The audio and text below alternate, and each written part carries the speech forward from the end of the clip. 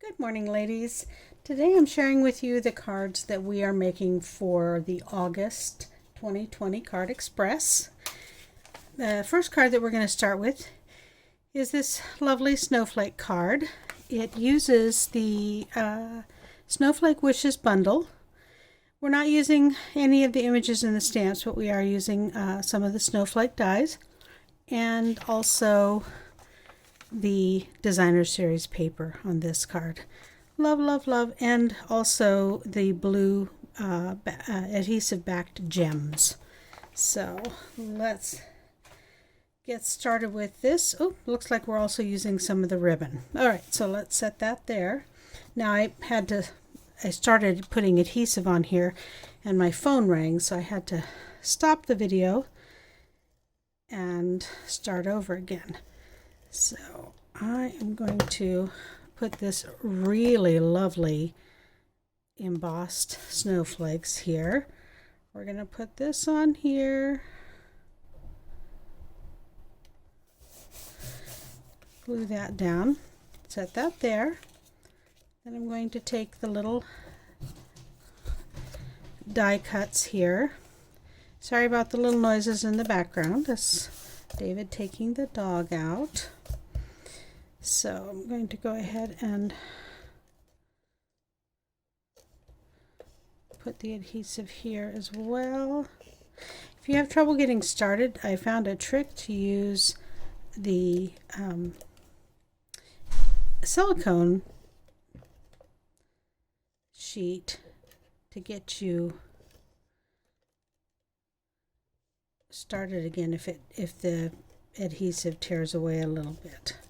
I'm still learning this one myself. I know I'm sorry about not being totally on top of these. So I've got adhesive on the back of each of those. I'm going to pull those out. Then I'm going to just come down here and give myself about 1/8 of an inch there in the corner. Pick up another one. Give myself the same about on that side. I'm going to put this one over here because it doesn't have as much purple, and the big snowflake is going to go over the top of that one.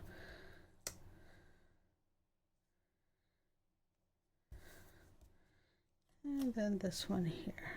We'll do this just like that. So then all 4 of those are glued down.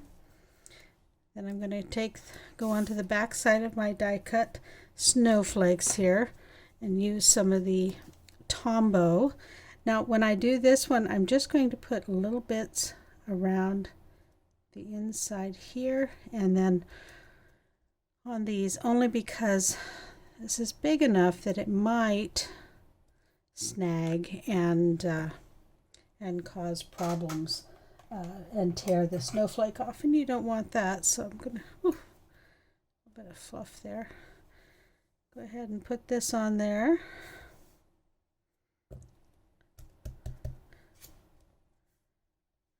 Press those down, and that's good. Then I'm going to do the same, except I'm not going to do the outside pieces on these because they're so little. It's not going to be a problem. So go ahead and pick that up and put that down there. Oh, that one didn't want to stick. And just press that down in there like that. And you each have 3 little rhinestones here to place really wherever you want on here. And just like that. Now we are using dimensionals. Let me pull these out here on the back side of this because we are also going to put in this bottom corner here, so I want it down on that side. I'm going to go ahead and put some adhesive, pinch my ribbon together like that so it sticks all the way around. Put some dimensionals on each corner.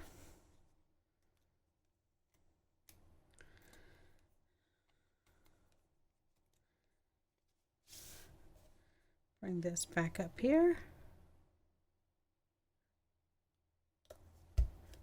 Place that there. Then now I stamped from the Wrapped in Christmas. I did the little piece on Earth here, and I punched it out with the used to be a word window punch. It's always one I remember, but anyway, this little punch here. I'm going to put some adhesive, some Tombow on the back of it. Now, because I can't stamp that for you ahead of time and punch it out, so on, I've given you each a quarter sheet of this paper so that you can stamp and die cut or stamp and punch any greeting that you have that you want to put on there. So it's like that. See? Very quick and easy. Love it. Love it, love it. So that is that card. The second card that we have is this card here. So this card here uses the Mountain Air bundle. Again, we're just use the dies on this. So, and the nice thing is that you can get the bundle price. This was a bundle last year, so to have it be still bundled this year is awesome, because it does save you 10% when you buy the bundle. So there's the lovely mountains, this, which is I think a row of trees. Let's see, let's quick peek. It's on page 17.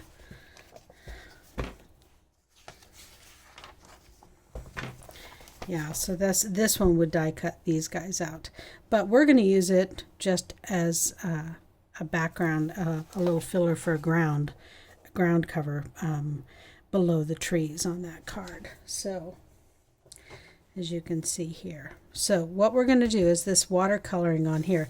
Now, because I've used shimmery white, we can add water to it without any difficulty to create a sunset. Now I'm going to do the sunset here using our new water brushes and the lid of the ink pads.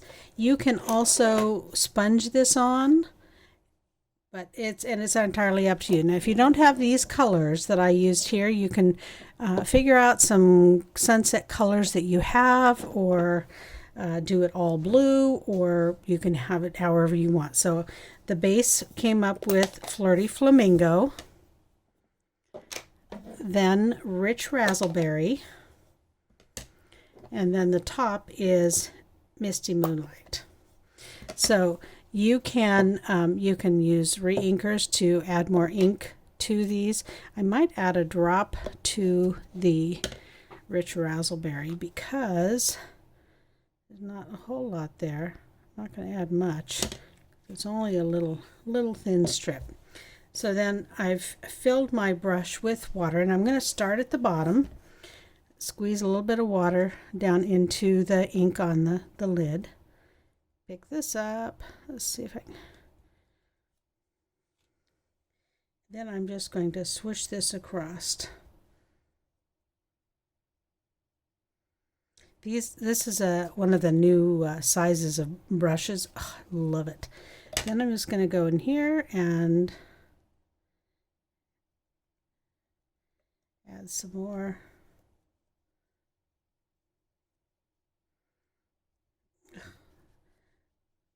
We get these lovely color sunsets here in Oregon, don't we? Oh, love, love, love them. My gosh, they're so pretty. Now this is actually going to be covered down here, so I don't need to fuss about this, but I'm going to anyway. Isn't that pretty? Then I'm going to add blue up at the top. The fun thing about these blues is they have a bit of a purpley sort of base, and so they do shift color. This isn't just because I've got ink on my my brush here, but I'm going to add, keep going, and you can go as dark as you want. top. Don't go too dark if you're going to add ink on there, because you do want to be able to see that. Now, I'm not quite sure how I'm going to fuss with this, and be careful with touching because you might get ink on, get some, display some of the ink on your paper there with your fingertip. You can always go back over it again, of course. So I'm going to go ahead and just keep blending this here. See if I can get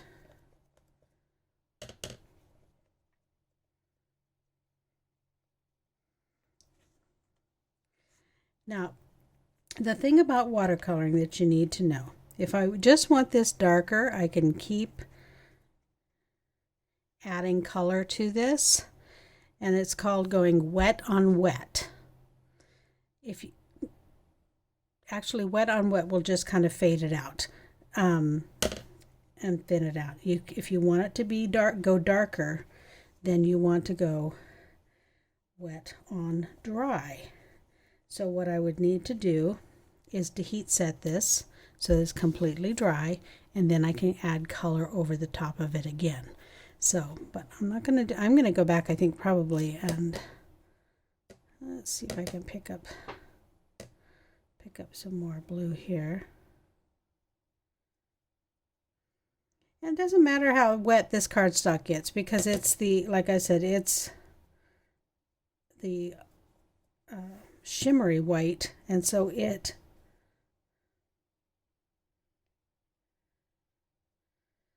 will blend out without blistering like our Whisper White or the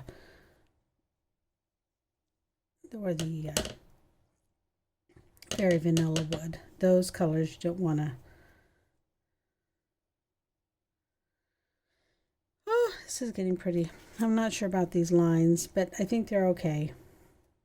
One of you will get this and you're like, oh, this is the one she did as a sample.